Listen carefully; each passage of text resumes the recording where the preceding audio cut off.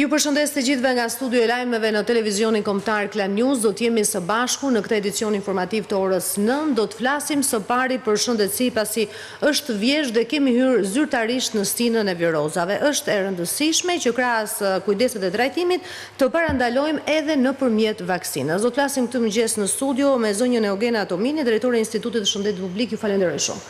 Jeni me ne këtë mëngjes për të folur për një temë që është e përvitshme edhe gjithmonë është e nevojshme që të flitet. Do doja ta nisnim së pari me dozat e vaksinave, sa janë në dispozicion këtë vit dhe cila është pikë së pari kategoria e atyre që do të përfitojnë. Aktualisht Qeveria Shqiptare, Ministria e Shëndetësisë, si çdo vit bën një planifikim para prak në bashkëpunim me Institutin e Shëndetit Publik dhe gjithë qendrat shëndetësore në nivel kombëtar. Nga një mikroplanifikim deri te planifikimi madhor, kjo kërkesë ka disa muaj që përvijon dhe sigurisht ne duhet ta theksojmë këtë vit ka ardhur një sasi prej 280.000 dozash më herët se vitet e tjera. Kjo për efekt që edhe promovimi përkundrejt popullatës dhe interesi i popullatës të vinë njëkohësisht paralelisht edhe me ardhjën e stinës së vjeshtës. Që do të thotë që e gjithë popullata që është popullatë në risk, grupe risku, ta kenë mundësinë të aplikojnë vaksinën në çdo moment. Që ne sigurisht ne fillojmë në javë të para të tetorit, por këtë vit kemi filluar që nga data 22 shtator. Sa zgjat i themi? Sezoni vaksinimit. Eksakt. Kryem një fushat promovuese kombëtare, që sigurisht merr këtë javën e parë, por kjo fushat vaksinimi përvijon deri në momentet e fundit të përmbylljes së një sezoni aktiv të gripit, që konsiderohet nga java e parë e tetorit ose nga ky shtator që jemi dhe deri në fund të marsit, ku rekomandohet kryerja e vaksinës në çdo moment pra të këtij sezoni. Nuk është e thënë që duhet kryer patjetër tani, dhe nuk mund të kryet në dhjetor apo në janar. Rekomandimet edhe të strukturave ndërkombëtare janë që kryerja e vaksinës mund të bëhet në çdo kohë. E rëndësishme është që të jemi fizikisht mirë, të mos kemi asnjë shenjë klinike që na demotivon në kryerjen e vaksinës, për të mos i atribuar më pas efekt anësore që sigurisht nuk i ka vaksina, por janë edhe element gjendjes fiziologjike shëndetësore të organizmit. Për të evituar besoj radhat, por edhe duke pasur parasysh edhe dinamikën e jetesës juve vetëm në kryeqytet, por edhe në qytete të tjera të Shqipërisë, këtë vit ju vini me një risi, që do të thotë për të gjithë ata që janë të interesuar dhe nuk kanë shumë kohë të presin, mund ta rezervojnë. Le të themi bërjen e vaksinës në një datë apo orë të caktuar. Plotësisht e vërtet, ndërkohë që nëpërmjet sistemit e-Albania, çdo individ i cili akseson shumë lehtë mund të kryejë një rezervim për vendosjen e orës dhe të datës së kryerjes së vaksinës. Sigurisht risia e dytë është që nëse unë gjendem pranë një qendre shëndetësore ku nuk e kam afër mjekun e familjes, pra nuk jam në atë zonë banimi, sigurisht mund të aksesoj aplikimin e vaksinës shumë lehtësisht. Dhe ndërkohë gjenerohet nga e-Albania një vërtetim mbi kryerjen e vaksinës. Do të thot popullata e rëndësishme që unë e kryej, por nuk më intereson certifikata. Sigurisht në nivele ndërkombëtare, në varësi të studimit, vlerësimit të situatave epidemiologjike, vlerësimit të varianteve të gripit apo të grupeve, tipeve të gripit, sigurisht kërkojnë edhe një certifikat nëse e ke kryer vaksinën e gripit apo jo për efekt dokumentacioni. Pra janë këto risi që e bëjnë nëpërmjet sistemit elektronik, nëpërmjet sistemit digital, lehtësimin dhe aksesimin për aplikimin e vaksinës. Për pacient që ndoshta e kanë të pamundur për të ardhur për të vaksinuar pranë qendrave shëndetësore, është menduar një mënyrë, le të themi, ndoshta për të shkuar mjeku tek ta për të vaksinuar? Absolutisht që për grupe risku çdo vit, sistemi i aplikimit vaksinës së gripit, po ndërkohë dhe pandemia COVID-19 i ka evidentuar akoma më mirë personat të cilët janë të imobilizuar me pamundësinë e lëvizjes nga shtrati apo nga kushtet e shtëpisë dhe sigurisht aksesohet me dëshirën e tyre të aplikohet vaksina edhe në kushtet e shtëpisë. Sigurisht që komuniteti i gjerë e akseson aplikimin e vaksinës në qendra shëndetësore. Kemi dhëna për vaksinimin për sezonin e shkuar, duke pasur parasysh këtu edhe punën tuaj për ndërgjegjësimin ndaj qytetarëve për marrjen e vaksinës. Është mos e vërtet. Sigurisht që e thash në krye të bisedës që kryhet një mikroplanifikim. Mikroplanifikimi edhe bën një vlerësim të ecurisë të përthithjes së vaksinave një vit më përpara dhe programi kombëtar i vaksinimit, Departamenti i Kontrollit Sëmundjeve Infektive, duke bërë këtë krahasim të përthithjes, aplikimit, interesit popullatës, bën kërkesën për vitin pasardhës në lidhje me sasitë e reja të vaksinës për grupet e riskut. Dhe ndërkohë, nga përthithja e këtij niveli sigurisht është vlerësuar dhe marrja e 280.000 dozave, sepse duhet ta theksojmë që janë falas me buxhet të qeverisë shqiptare. Ndërkohë, përthithja ka qenë në nivelet e 87-88% në vitin që shkoi, përkundrejt vaksinave dhe dozave që kishim aso kohë. Absolutisht që grupet e riskut, sigurisht ne i kemi përmendur, por kemi mundësinë të ritheksojmë të cilët janë të smurët kronik, individët mbi 65 vjeç me smundje bashkëshoqëruese, 1, 2 apo 3 smundje bashkëshoqëruese, personat ata janë më të rrezikuarit.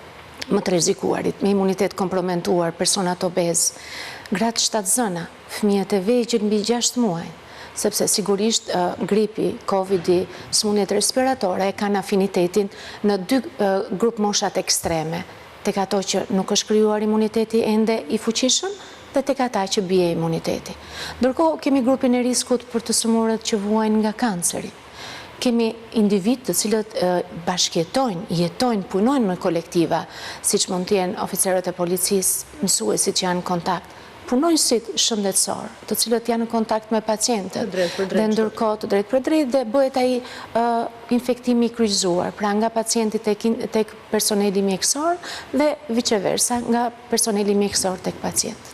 Doktoresh, për ta bërë dhe pak më konkrete, ju e dini që në këtë fushë ka shumë skepticizëm.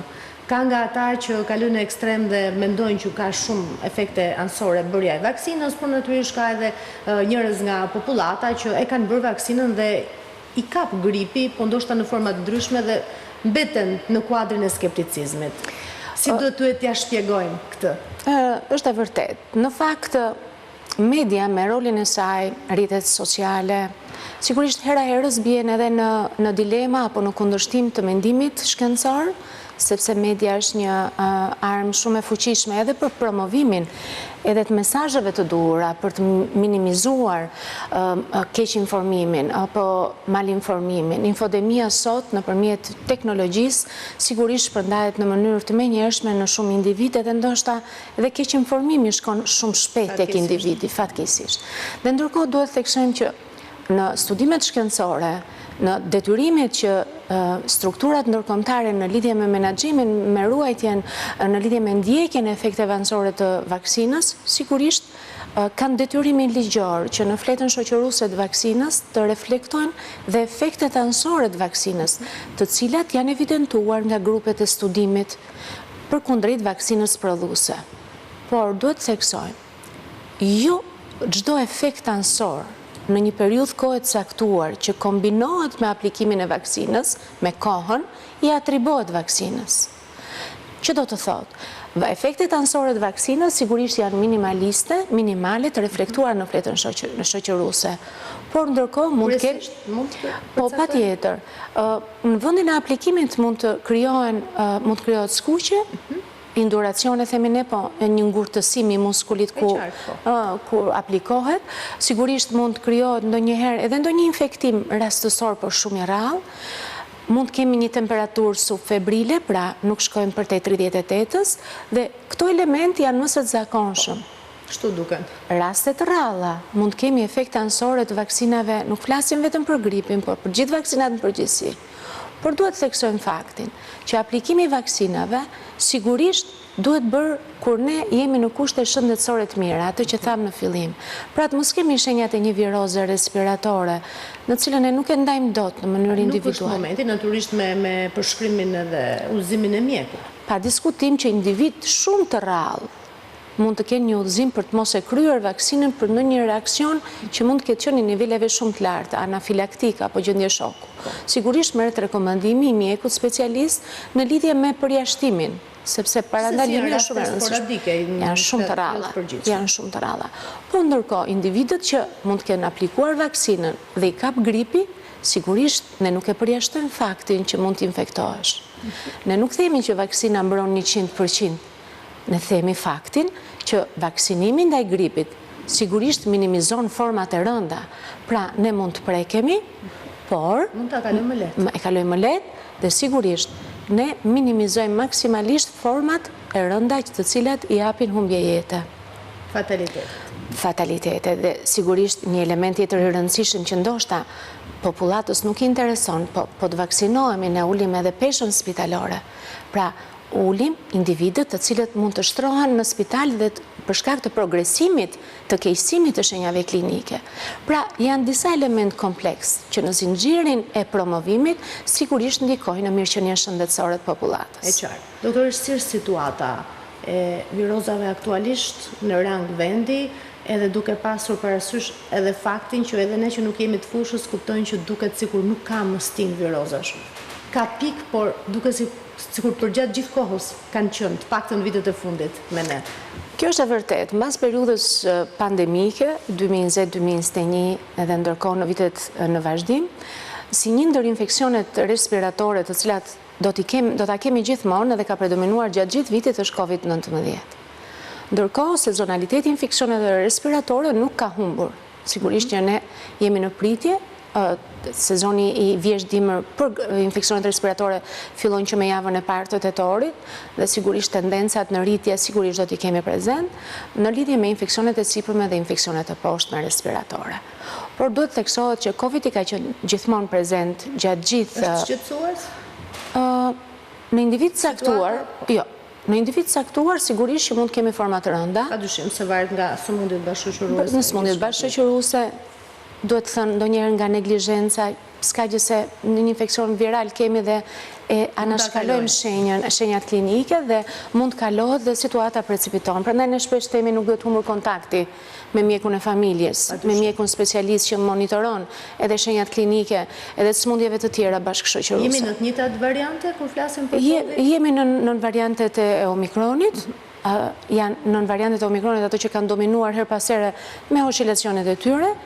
XFG-ja është në varianti që ka predominuar në Europë në bazë të sekuencimit genomik, ndërkohë kemi raste të COVID-19, sigurisht që nga periudha e fund gushtit edhe në vazhdim ka pasur një tendencë në rritje. Ka pasur shtrime në spitale? Ka dhe shtrime spitalore, të cilat kemi prekje edhe nga ana pediatrike, po edhe nga ana e moshës adulte. Por ndërkohë duhet themi që asnjëherë shenjat nuk duhet neglizhuar, sigurisht çdo infeksion viral i tipit grip i pa konfirmuar, apo COVID, apo virus respirator sincicial, shenjat klinike monitorohen ndoshta me ullës të temperaturës, qetësim me lëngje brenda 48-72 orëve, po më pas, sigurisht, këshillimi me mjekun e familjes, mjekun pediatër, mjekun specialist, është shumë i rëndësishëm. Sepse vjushmëria e ndjekjes së klinikës me rëndësi të veçantë, sepse shenjat precipitojnë në mënyrë të shpejtë dhe gjendjet bëhen më kritike dhe sigurisht në moshat që ne i përmendëm. Si e parashikoni këtë sezon, ku flasim për virozat? Pa diskutim që nëse do të kemi një përqindje të mirë të përthirrjes së vaksinës gripit, do të kemi dhe një zbehje të shfaqjes së intensitetit edhe agresivitetit të gripit të influencës sezonale. Por sigurisht infeksionet respiratore të cilat kanë qenë prezent do të përvijojnë virusi respirator sincicial, viruset e gripit, sigurisht virusi ish pandemiku i 2009-ës, ai që ka predominuar ndër vite do të përvijojë, COVID-19. Sigurisht, inteligjenca epidemike vlerëson hap pas hapi të dhënat epidemiologjike në drejtim sistemit të raportimit sëmundjeve infektive dhe jo vetëm monitoron situatën, por edhe vlerëson tendencën e shfaqjes infeksioneve respiratore. Krahas natyrisht që vaksinës gjithë do duhet ta konsiderojnë dhe ata që e kanë parë me skepticizëm deri më tani, ju çfarë këshillash jepni për këto problematika që presim në vijim, ti kemi të gjithë? Së pari, kujdesi shëndetësor për veten, për të monitoruar sëmundjet bashkëshoqëruese është shumë i rëndësishëm. Të evitojmë sa më shumë ambientet e mbyllura kur fillon edhe i ftohti, sepse akoma jemi në javë të paratëvjeshtës, dhe ndërkohë që vaksinimi i popullatës sipas grupeve të riskut është tepër i rëndësishëm. Dhe ku ka më mirë se është një vaksinim që është falas, i aksesueshëm në çdo kohë dhe të parandalojnë format e rënda të sëmundjes. Ndjekja me mjekun e përgjithshëm, mjekun e familjes apo mjekun specialist, domosdoshmëri, pa diskutim për të ndjekur në dinamik shenjat klinike për të mos precipituar në situata të rënda.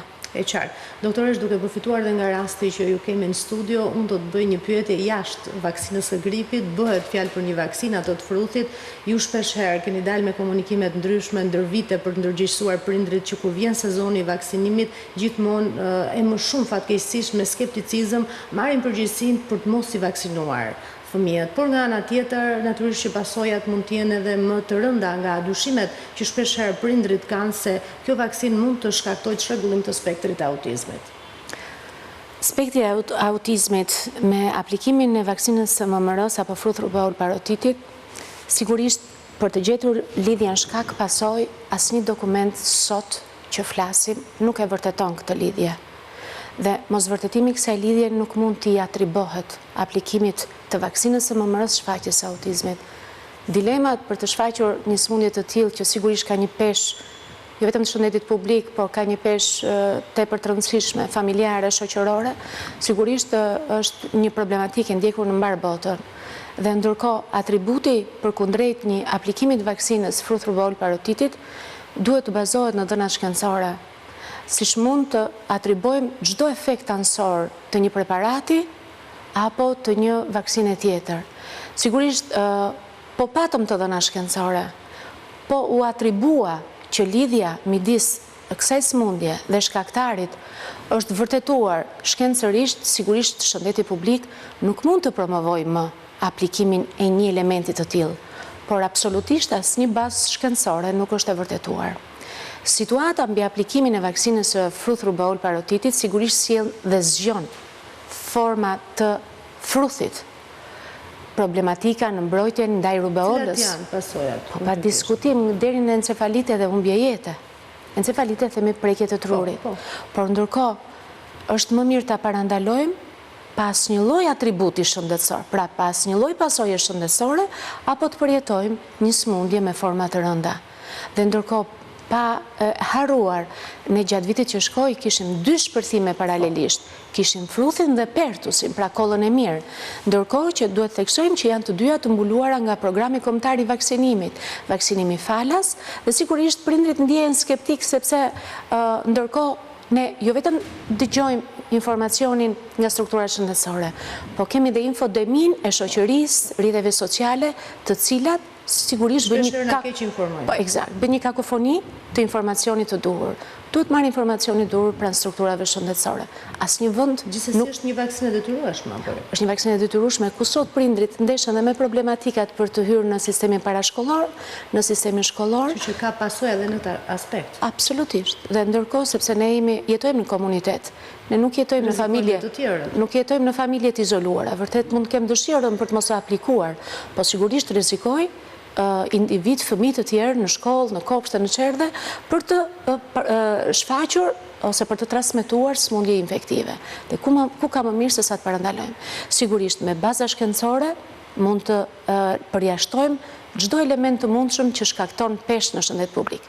Po nuk patëm bazë shkencore, absolutisht nuk është e mundur një gjë e tillë. Qartë. Ju falenderoj shumë për gjitha informacionet edhe për kohën tuaj që ndat këtë mëngjes. Kënaqësia ime.